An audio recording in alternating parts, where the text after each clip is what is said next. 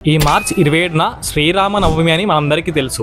కానీ శ్రీరామనవమి ఎందుకు జరుపుకుంటారో నేను చెప్తాను. అండ్ మెయిన్ గా నేను చెప్పబోయే ఈ 5 పనులు చేస్తే మీకున్న ఆటంకాలు, కష్టాలు, బాధలు అన్ని తొలగి ఆ శ్రీరాముని ఆశీస్సులు మీకు దక్కుతాయి. సో ఈ వీడియోని సేవ్ చేసుకొని వెంటనే మీ ఫ్రెండ్స్ కి షేర్ చేయండి. అయితే వాల్మీకి రామాయణం ప్రకారం అయోధ్యకి రాజైన దశరథుడు సంతానం కోసం పుత్రకామేష్టి యాగం చేశారు. ఆ యాగ ఫలంగా చైత్రమాసం శుక్లపక్షం నవమి రోజున కౌసల్యాదేవికి మహావిష్ణు అవతారమైన శ్రీరాముడు జన్మించాడు. అందుకే మనం ప్రతి సంవత్సరం చైత్రమాసం నవమి రోజున శ్రీరామనవమి జరుపుకుంటాం. అండ్ ఆ రోజు మీరు చేయవలసిన 5 పనులు ఏంటంటే, మొదటిది, రాముడిది సూర్యవంశం గనుక ఆ రోజు సూర్యోదయ సమయంలో సూర్యునికి హారతి ఇచ్చి నమస్కరించాలి. రెండవది, మీ ఇంట్లో గనుక రాముడి విగ్రహం ఉంటే దానికి, లేదా సీతారాముల ఫోటో ఉంటే దానికి రాగి పళ్ళంలో పెట్టి పంచామృతంతో అభిషేకం చేయండి. మూడవది, రామునికి ఎర్రని పువ్వులు లేదా తులసి దళాలు వేసి నమస్కరించండి. నాలుగవది, నేను లాస్ట్ లో చెప్పే రామనామ శ్లోకం 108 సార్లు జపించండి. ఐదవది, రాములవారు పుట్టిన సమయం అంటే